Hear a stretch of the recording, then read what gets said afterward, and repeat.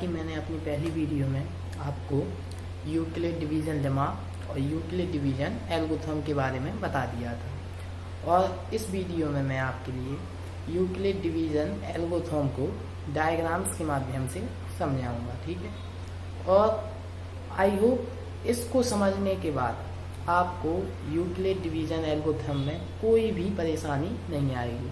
ठीक है, तो ज़्यादा समय ना वेस्ट करते हुए आइए हम आपको यूक्लिड डिवीज़न एल्गोरिथम आपको डायग्राम्स के माध्यम से समझाते हैं। ठीक है, आइए पहले जो हमने कल क्वेश्चन किए थे उनमें से एक क्वेश्चन को ले लेते हैं। 24 और 15, 24 और 15 इन दो संख्याओं के मध्य हमें एचसीएफ की गणना यूक्लिड डिवीज़न एल्गोरिथम की मदद से करनी है। ठीक है, तो आइए कैसे करते हैं। 24 को इन दोनों में जो भी बड़ा हो उसे हम क्या मानते हैं, डिविडेंड। ठीक है, या भाज्य। जैसे हम कैसे लिखेंगे, स्टेप फर्स्ट में 24 is equal to 15, dividend is equal to divisor into quotient क्या भाग क्यों बार में 1/, कोसेंट प्लस रिमाइंडर कितना 9। ठीक है, अगली स्टेप सेकंड में because remainder 9 is not equal to 0, so step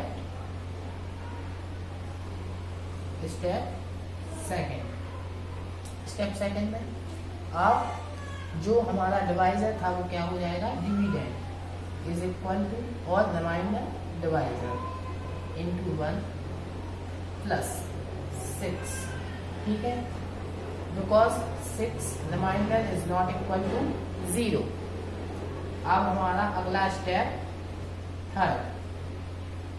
third में फिर वही जो हमारा डिवाइजर था अब वो क्या हो जाएगा, डिविडेंड 9 और remainder divisor 6 into 1 plus remainder कितना 3। अगले स्टेप में because 3 is not equal to 0, so अगले स्टेप में फिर वही स्टेप थर्ड जो हमारा डिवाइजर है अब वो डिविडेंड 6 इज इक्वल टू और जो रिमाइंडर है वो हमारा डिवाइजर प्लस 0। रिमाइंडर हमें क्या मिल रहा है, 0। और जब कभी भी जिस स्टेप में हमें रिमाइंडर 0 मिल जाए उस स्टेप में जो भी डिवाइजर होता है वही हमारा क्या कहलाता है, एचसीएफ। तो हमारा 3 क्या है, एचसीएफ। किन दो संख्याओं का, 24 और 15 का एचसीएफ हाईएस्ट कॉमन फैक्टर क्या है हमारा, 3। अब इसी क्वेश्चन को हम डायग्राम चित्र के माध्यम से आपको बताएंगे। ठीक है, आइए देखते हैं। तो सबसे पहले मैं जो चीजें आपको बता रहा हूं उन्हें जल्दी जल्दी समझ लीजिए। ठीक है, आप सभी आयत या रेक्टेंगल के बारे में जानते होंगे। ठीक है, जिसकी आमने सामने की भुजाएं साइड्स क्या हो, इक्वल, उसे क्या बोलते हैं, आयत। ठीक है, आमने सामने की भुजाएं क्या हो, इक्वल, उसे आयत बोलते हैं।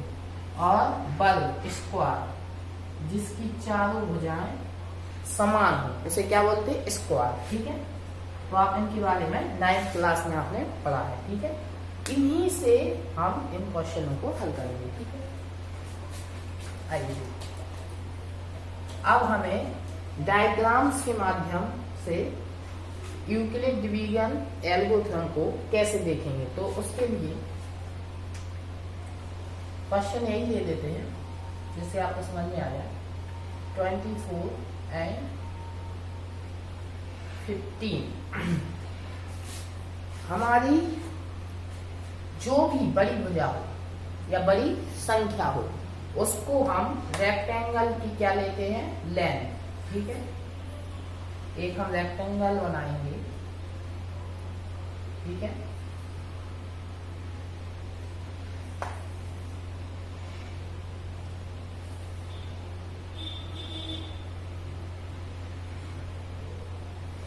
ठीक है। जो भी हमारी बड़ी संख्या होगी वो रेक्टेंगल की क्या होगी, लेंथ, और जो भी हमारी छोटी संख्या होगी वो रेक्टेंगल की क्या होगी, ब्रेथ। ठीक है, बड़ी संख्या चौड़ाई और बड़ी संख्या लंबाई और छोटी संख्या चौड़ाई। ठीक है, अब हमें एक्चुअली करना क्या है इसके बारे में, तो हमें इस क्वेश्चन को करने के लिए छोटे छोटे स्क्वायर से इस रेक्टेंगल को भरना है।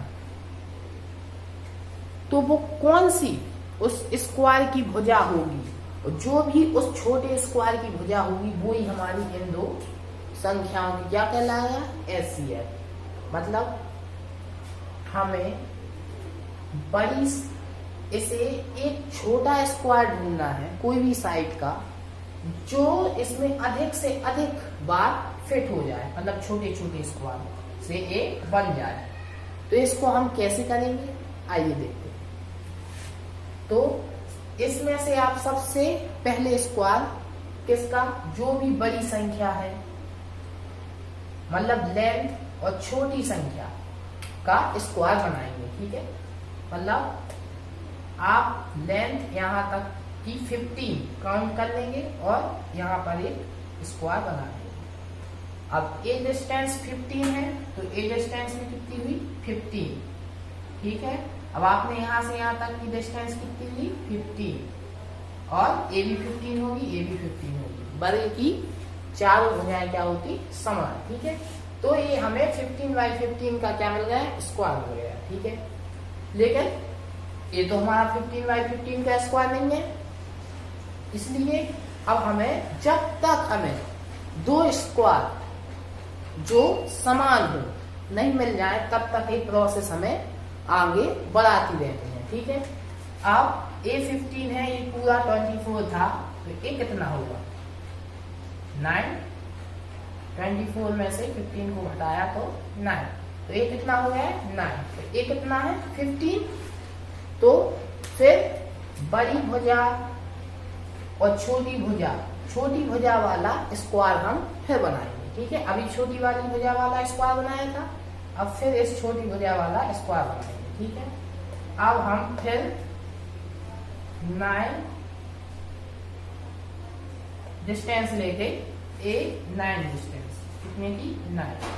ठीक है, तो ये 9 और 9 का क्या हो गया, स्क्वायर। ठीक है, अब ए कितनी हो जाएगी, ए डिस्टेंस 6। 15 - 9 = 6। ठीक है, और ए डिस्टेंस कितने की है, 9। ठीक है, ए भी 9। ठीक है, तो ये 9/9 का क्या हो गया, स्क्वायर हो गया। ठीक है, लेकिन अभी भी ये 6 है और ये 9 है, अभी भी हमारा सिमेट्रिकल नहीं हुआ, तो हम क्या करेंगे और अगले स्टेप में बढ़ाएंगे। ठीक है, अब 9 और 6, अब छोटी भुजा कौन सी है, 6, तो 6 का हम क्या बनाएंगे, स्क्वायर बनाएंगे। ठीक है, अब हम डिस्टेंस देख लेंगे, 6, यहाँ तक की डिस्टेंस 6। ठीक है, तो ये डिस्टेंस 6, अब ये हमारा 6/6 का स्क्वायर बन गया, लेकिन ए 6/6 का स्क्वायर नहीं है, तो ये प्रोसेस हमें आगे फिर बनानी होगी। अब ये 6 था, ये पूरा 9 था, तो 9 में से 6 घटाएंगे तो ये कितना, 3। कितना बोला, 3, और ये हमारी डिस्टेंस अभी कितनी है, 6। ये कितनी है, 6। ठीक है, तो अब हमें फिर इसको, छोटी भुजा कौन सी है, 3, तो 3 का फिर स्क्वायर हमें बनाना होगा, और 3 का हम यहाँ तक लेंगे। ठीक है, अब हम देखते हैं ये डिस्टेंस भी हमारी कितनी, 3। ठीक है, ये डिस्टेंस भी 3। आप ये देखिए तो ये भी हमारी कितनी है, 6 में से 3 को हटाओगे तो 3। ठीक है, ये डिस्टेंस भी हमारी 3। ठीक है, तो अब हमें देख लो, दो स्क्वायर हमें 3/3 के प्राप्त हो गए। तो जब भी हमें एक प्रक्रिया करने पर दो स्क्वायर जिस भी साइड के प्राप्त हो, जो भी उनकी भुजा हो, वही उन दो संख्याओं को क्या कहलाता, एचसीएफ।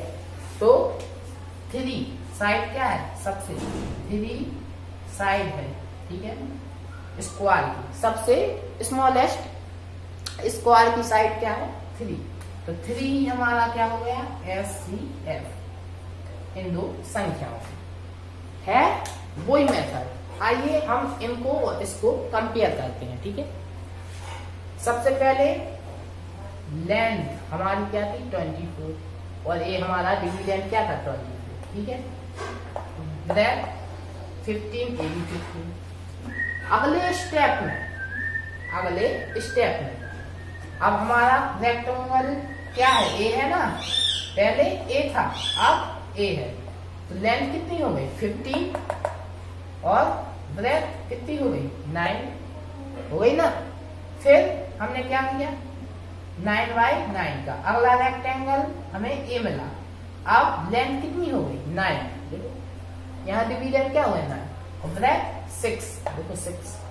फिर अगले में हमें रेक्टेंगल कौन सा मिला ए, लेंथ कितनी हो गई 6 और ब्रेथ कितनी हो गई 3, लेंथ 6 और ब्रेथ 3, और इसको डिवाइड करने पर हमें 3/3 का क्या मिल गया स्मॉल स्क्वायर मिल गया। ठीक है, और जिस स्मॉलेस्ट स्क्वायर की साइड को ही हम उन दो संख्याओं के मध्य क्या बोलते हैं SCF। ठीक है, मतलब 3/3 के स्क्वायर से हम इस पूरे रेक्टेंगल को भर सकते हैं। ठीक है, मतलब अधिक से अधिक संख्या में हम इसको यहाँ पर पुट कर सकते हैं। ठीक है, आई होप आपको इन डायग्राम में सॉल्व कैसे किया जाता है किन्हीं भी संख्याओं को। ठीक है, आइए एक क्वेश्चन और देख लेते हैं। ठीक है, जल्दी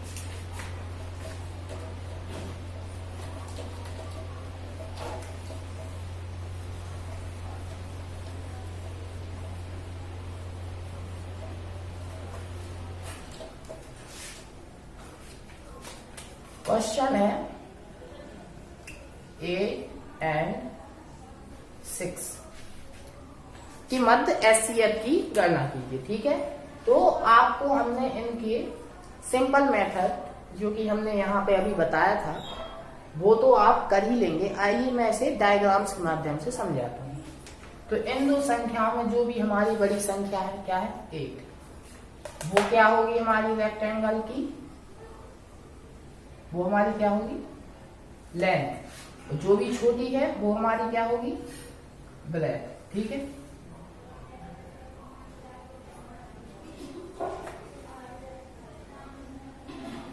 ओके, ठीक है, तो लेंथ क्या हो जाएगी 8 और ब्रेथ चौड़ाई 6। ठीक है, अब सेम प्रोसेस क्या करनी है हमें, छोटी भुजा वाली का क्या बनाना है स्क्वायर, तो यहां तक हम क्या कर लेंगे 6। ठीक है, ये क्या हो जाएगी हमारी 6। ठीक है, ओके, ठीक है, ए भी 6, ए लेंथ 6 थी तो ए भी 6, तो 6/6 का हमें क्या मिल गया स्क्वायर मिल गया। ठीक है, ए डिस्टेंस कितनी होगी 8 में से 6 घटाओ तो क्या 2 प्राप्त हुआ 2, और ए कितनी है 6, तो अभी भी हमें ए 6/6 का है तो ए 6/6 का हमें नहीं मिला, ये क्या हो गया रेक्टेंगल हो गया। ठीक है, तो हम फिर छोटी वाली भुजा का क्या करेंगे वो करें स्क्वायर बनाएंगे। ठीक है, तो फिर हम 2 डिस्टेंस लेके स्क्वायर बना देंगे। ठीक है, ए डिस्टेंस भी कितनी हो गई 2 थी। ठीक है, ए डिस्टेंस भी 2, अब दिख नहीं रही होगी लेकिन 2 ही है। ठीक है, 2, तो 2/2 का क्या हो गया स्क्वायर। ठीक है, अब ए डिस्टेंस कितनी बची हमारी 4, अभी भी हमें 2/2 और 2/2 का दोबारा नहीं मिला, तो अगली प्रोसेस में हम फिर क्या करेंगे 2 डिस्टेंस ये है, अगली डिस्टेंस क्या लेंगे 2। ठीक है, 2। ठीक है, ए डिस्टेंस 2 ली। ठीक है, ए डिस्टेंस भी 2 है, अब ए 4 में से 2 जाएगी तो ए डिस्टेंस भी 2, तो ए भी हमें 2/2 का मिला और ए भी हमें 2/2 का मिला, 2 मिल गए ना। तो जब भी हमें 2 स्क्वायर सेम मिल जाए सेम साइड से, ठीक है, तो उनमें उन स्क्वायर की जो भी साइड होती है वही हमारी क्या कहलाता है SCF, उन दो संख्याओं के। ठीक है, तो इसका साइड क्या है, स्मॉलेस्ट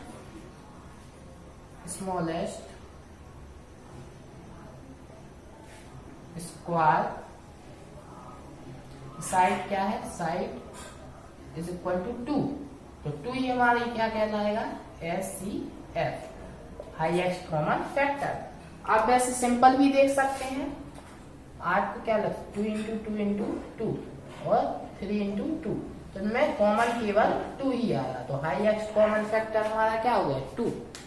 तो इस वीडियो में मैंने आपको जैसा कि बताया था कि अगली वीडियो में हम आपको डायग्राम्स के माध्यम से यूक्लिड डिवीजन एल्गोरिथम को बताएंगे। आई होप आपको बहुत अच्छे से ये डायग्राम्स क्लियर हो गए होंगे। ठीक है, अब आपको इस थ्योरम में कोई भी दिक्कत नहीं होनी चाहिए। ठीक है, तो इस तरीके से हम आगे भी क्वेश्चनों को करेंगे।